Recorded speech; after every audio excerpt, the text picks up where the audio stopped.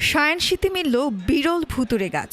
চীনের উত্তর পশ্চিমাঞ্চলীয় শায়ানশি প্রদেশের এক জঙ্গলে সম্প্রতি পাওয়া গেছে বিরল জাতের ভুতুড়ে গাছ। বিলুপ্তপ্রায় উদ্ভিদ প্রজাতি এটি। এই আবিষ্কারের ফলে প্রদেশটির প্রাকৃতিক বন সংরক্ষণের সাফল্যের বিষয়টিও উঠে এসেছে।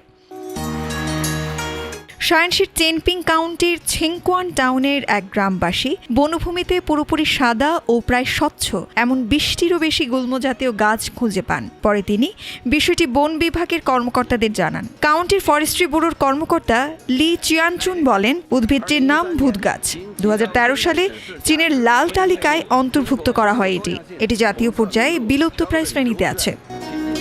এটি এরিকাসি পরিবারের এক ধরনের বহুবর্ষজীবী স্যাপ্রোফাইট জাতীয় গাছ হলেও এটি কোনো অর্কিড নয় বলে জানান তিনি। ভুতুড়ে গাছ বছরে মাত্র ৪০ দিন মাটির উপরে দেখা যায়। ঘন অন্ধকার বনাঞ্চলে জন্মায় এটি। গাছের ঘন ছায়া, আর্দ্র বাতাস আর মাটিতে গভীর পচা পাতার স্তরে থাকে এটি।